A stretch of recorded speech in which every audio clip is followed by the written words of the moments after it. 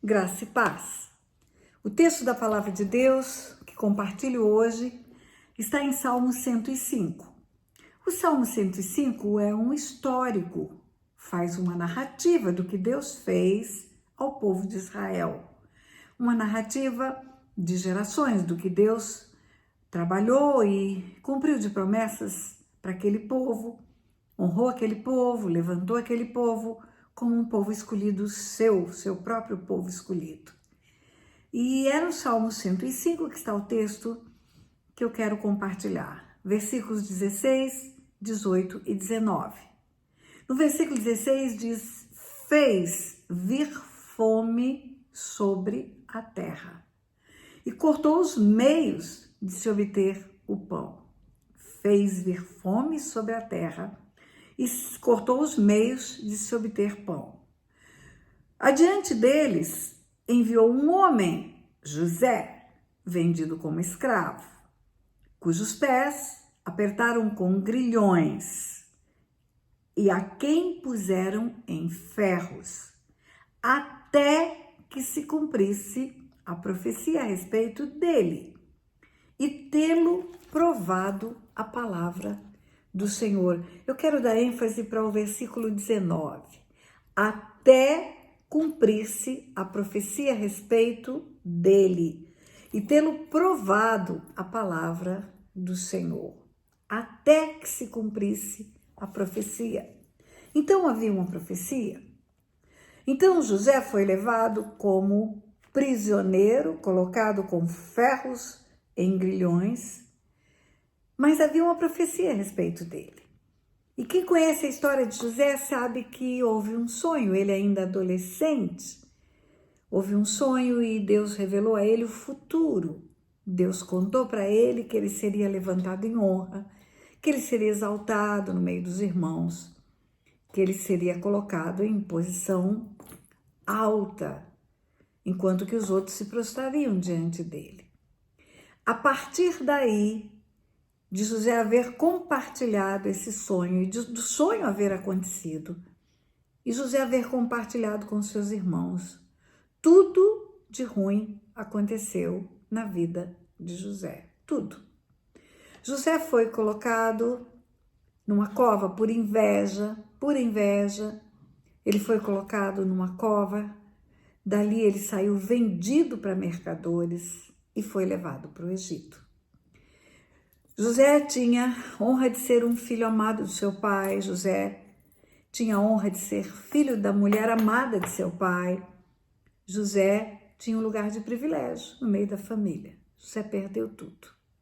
José perdeu a liberdade, ele foi levado como prisioneiro e perdeu a cidadania, ele foi levado como escravo para uma nação estrangeira. José foi levado para o Egito. E como escravo no Egito, ficou na casa de Potifar. Ali ele deu o melhor de si. A Bíblia conta que ele deu o melhor de si. Potifar confiava em José, José tinha toda a autoridade na casa, só não podia tocar na mulher de Potifar. O resto, todos os bens de Potifar eram administrados por José. Deus dando a José uma posição de excelência. Mas o que aconteceu? José sofreu uma injustiça. Primeiro, dos irmãos, ele sofreu inveja, perseguição. Depois, na casa de Potifar, ele sofreu injustiça, calúnia, difamação. A mulher de Potifar desejava José. José era um homem íntegro, reto, não tocou na mulher daquele que era o seu senhor e ela ficou com raiva de José, caluniou José. E José foi colocado numa prisão com base numa mentira estabelecida pela mulher de Potifar. Ela o acusou de havê-lo assediado. Ela o acusou, a verdade era outra. E por uma mentira, José foi levado para o presídio. E lá os seus pés foram apertados com grilhões, com ferros. Então havia uma profecia, havia uma promessa de Deus dada em um sonho para o próprio José. E essa profecia não havia se cumprido até José estar no presídio. Total impossibilidade de se cumprir ali naquele lugar. Como que um prisioneiro vai ser levantado em honra numa nação estrangeira? Como que um homem que não tem família, não tem genealogia naquela terra, vai ser reconhecido como alguém de honra? Totalmente impossível, totalmente improvável. Mas havia uma promessa. E aqui diz assim: até cumprir-se a profecia a respeito dele e tê-lo provado o Senhor, ele ficou preso. Ele passou por tudo que passou até cumprir-se a profecia a respeito dele e tê-lo provado a palavra do Senhor.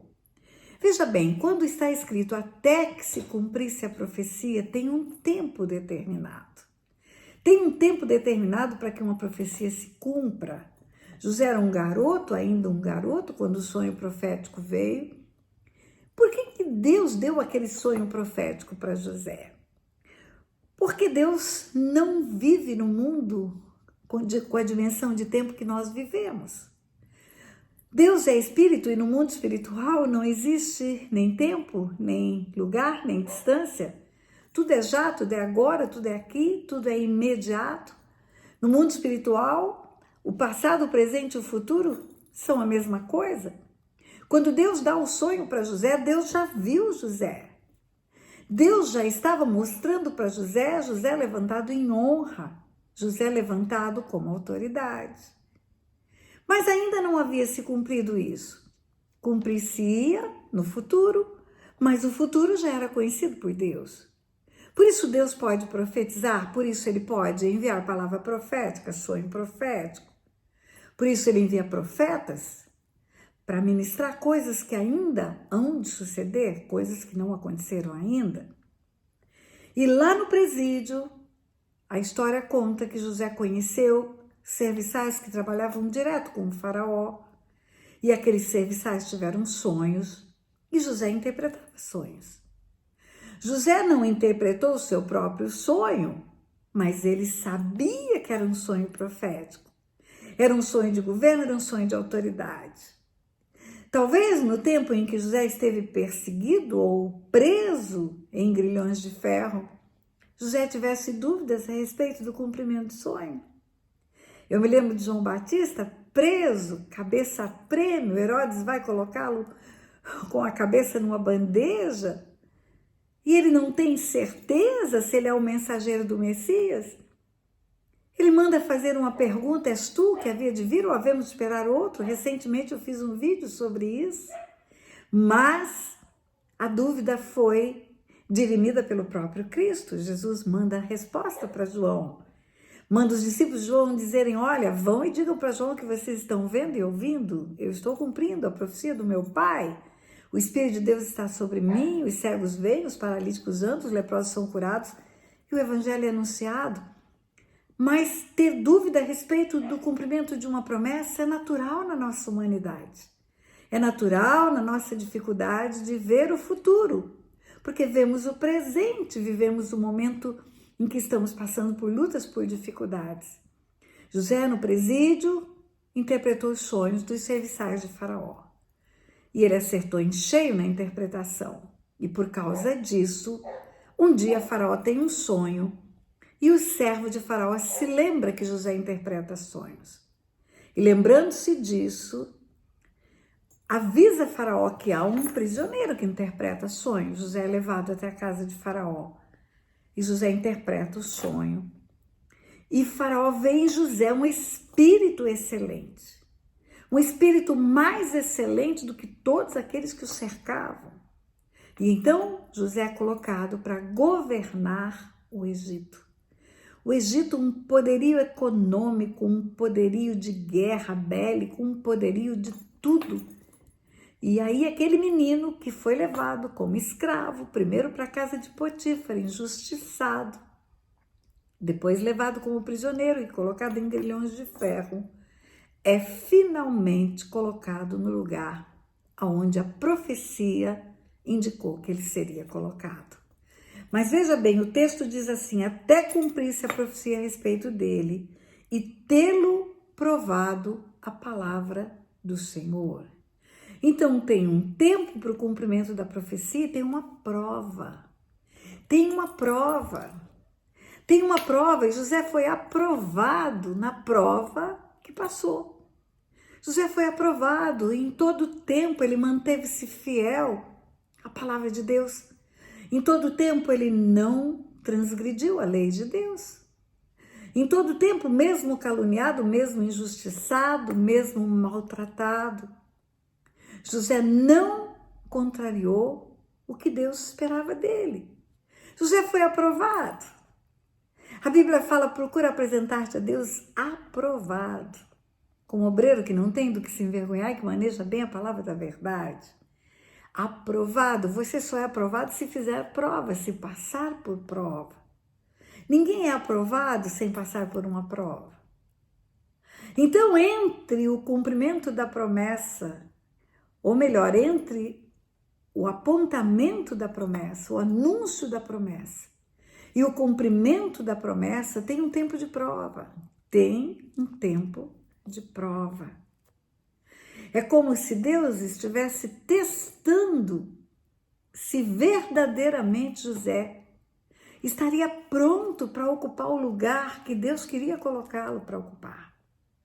A vontade de Deus era essa, Deus anunciou que assim aconteceria. Deus fez José saber antecipadamente que ele seria colocado como governador. Mas Deus queria provar José, para saber se José estaria pronto para o exercício do governo que Deus daria de presente para ele. Assim foi com Davi também. Davi era um menino na casa do pai, quando chegou um profeta com um chifre cheio de azeite e derramou azeite na cabeça de Davi, Davi seria o rei de Israel. O azeite dava a ele, pelo Espírito, a unção de governo. Agora, entre o azeite derramado e Davi assentar-se no trono de Israel, passaram-se anos e anos e anos, e provas e provas e provas. Muitas provas. Chegou um ponto em que Davi perdeu absolutamente tudo. Havia uma promessa de reinar, havia uma promessa de governo, havia uma promessa de autoridade. Mas no meio do caminho, Davi perdeu tudo. Davi perdeu o posto que ele tinha com os seus pais, que era de cuidar de ovelhas. Davi perdeu o posto que tinha com o rei, que era de escudeiro. O rei endemoniado e invejoso. Olha a inveja de novo. É a inveja que leva os irmãos de José a colocá-lo numa cova. É a inveja de Saul que faz Davi fugir e foragido ir para um lugar chamado Caverna de Adulão. Um lugar de homens endividados, amargurados, e eu digo desesperados, porque quem está amargurado e endividado está desesperado. Davi sem perspectiva futura nenhuma, Davi só tinha uma promessa, só uma promessa. Só tinha uma promessa. Até que Davi assentou-se no trono de Israel, ele foi provado, e ele foi provado na palavra. Davi escreve salmos no meio da tribulação, Davi escreve palavras de confiança em Deus no meio da angústia. Davi foi aprovado na prova. O que eu estou querendo dizer para você é que podem existir promessas na sua vida que ainda não se cumpriram. E até que se cumpram, até que venha acontecer o cumprimento, podem acontecer muitas provas. O tempo pode ser longo. O tempo de José foram muitos anos, o tempo de Davi foram muitos anos. Existe um tempo determinado para o cumprimento da promessa, mas se Deus empenhou a palavra dele, ele não é homem para que minta, nem filho do homem para que se arrependa. Se Deus empenhou a palavra dele em uma promessa, vai acontecer. Só não acontecerá se não formos aprovados no que vai nos acontecer no meio do caminho. Então nós temos que ter um foco, nós não podemos perder o foco. Nós temos que ter um foco. Eu tenho uma promessa, e se eu tenho uma promessa de Deus para a minha vida, eu vou seguir rumo ao alvo que está proposto. Não importa que pareça em alguns momentos que tudo está perdido. Existem momentos em que parece que nós somos puxados para trás. Eu gosto muito da figura do arqueiro. O arqueiro coloca a flecha no arco e ele puxa, e ele puxa, e ele puxa. E quanto mais ele puxa, a hora que ele soltar, mais longe a flecha irá. Às vezes achamos que porque estamos sendo puxados para trás, não vamos chegar no alvo, não vai se cumprir a promessa.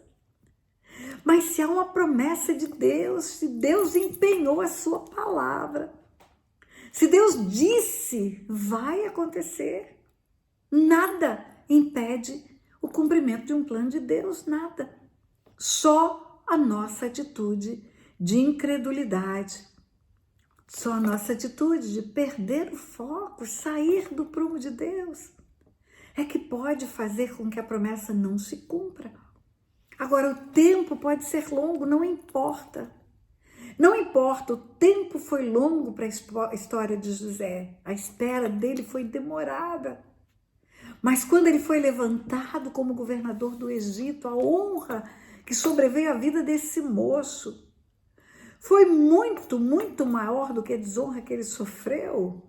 Deus promete dupla honra no lugar onde houve desonra. Então vale a pena a desonra. Vale a pena manter-se fiel na desonra.